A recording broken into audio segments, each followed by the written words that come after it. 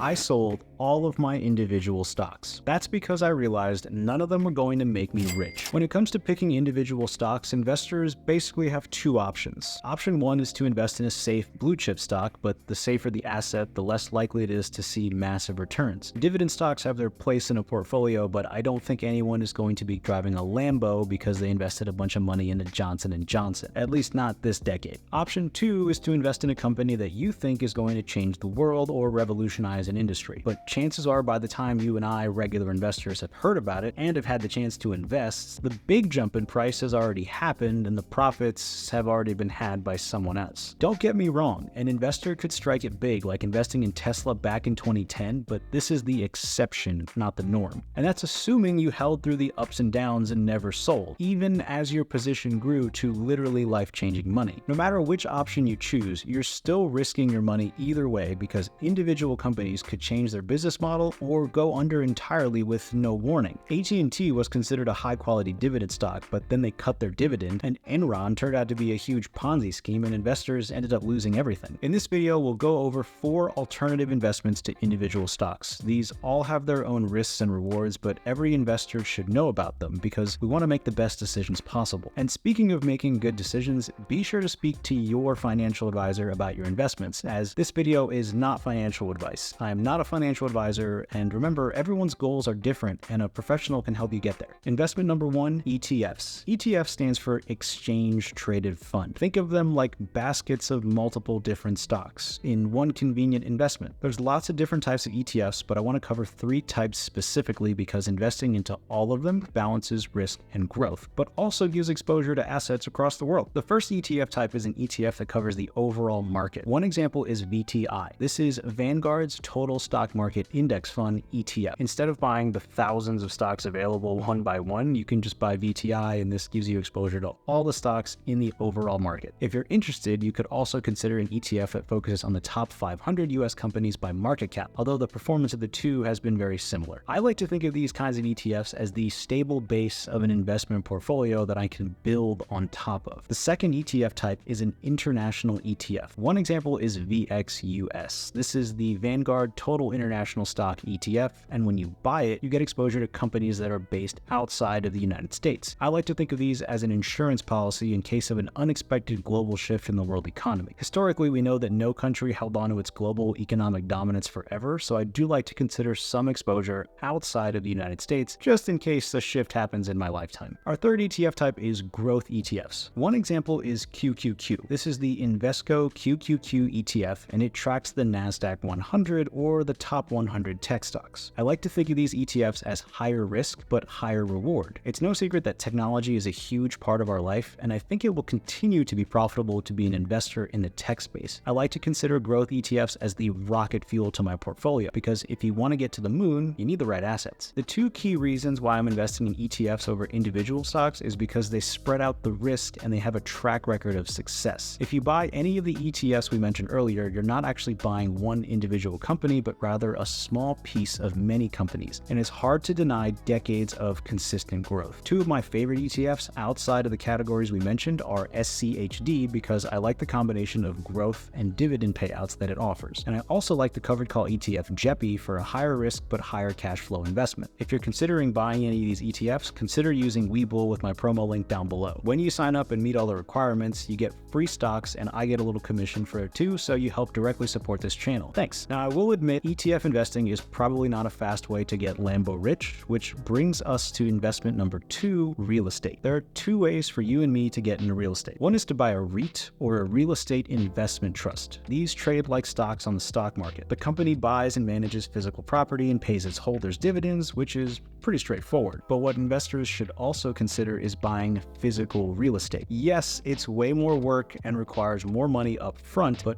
physical real estate has significant advantages. One is appreciation. This means when you buy a home, rental property, or land, it has a chance to go up in value over time. Stocks can go up in value too, but just look at the price of homes in your area from 2019 to today. In some cases, the house has doubled in value, but it is the exact same other than baking in the hot sun and soaking in the rain for a few extra years, of course. Because physical real estate is subject to supply and demand, this can drive prices up more than stocks over the same time period. Now, combine this with the second advantage, tax efficiency, and now you're in a position to make money and keep more of it. A good tax expert is a must when it comes to this. Generally speaking, physical real estate has more tax saving options than just waiting for a year to qualify for long-term capital gains. It's just how the game works. Since taxes are one of the biggest expenses, it literally pays to figure out how to reduce your taxes, and real estate provides those options. But some of us aren't interested in being landlords. We're more interested in the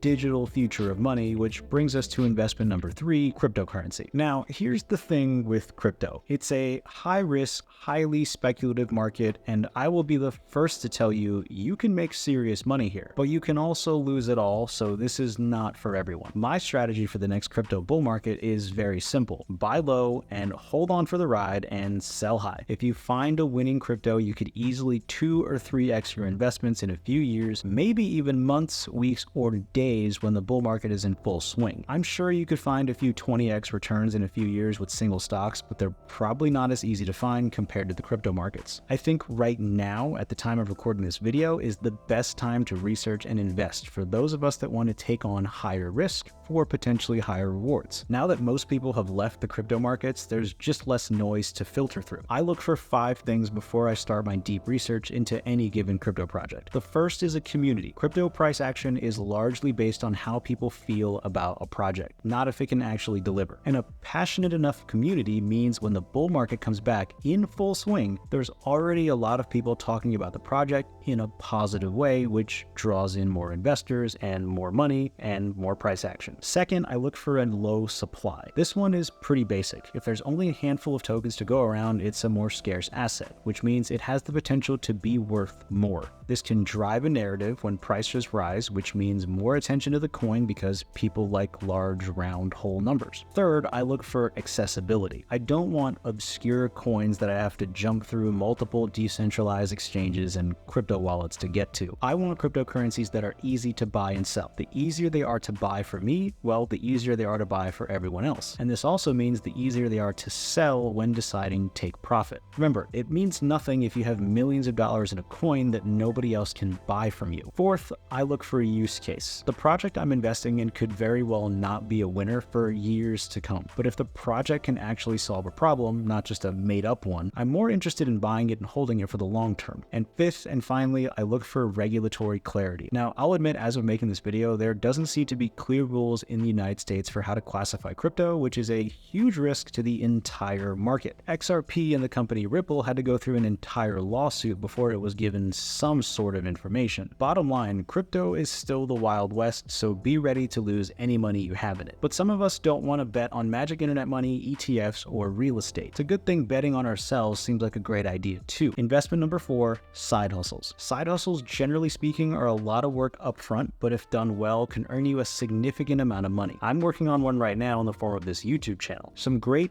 basic financial advice is to live below your means and not spend any penny you make. We've all heard that before, but the reality is that it seems a bit out of touch with what's happening today. Inflation is at record levels, and the cost of living, even for just a simple life, is always going up. At some point, we all realize that we can't just cut any more costs. We have to start making more money. And that's why I made this video about the top 6 side hustles that are actually worth your time and effort, so be sure to check it out. And if you're interested in the one investment that every current and future millionaire has, check out this video here, and remember to like this video if you found it valuable, click subscribe for more, and I'll see you in the next video. Have a good one.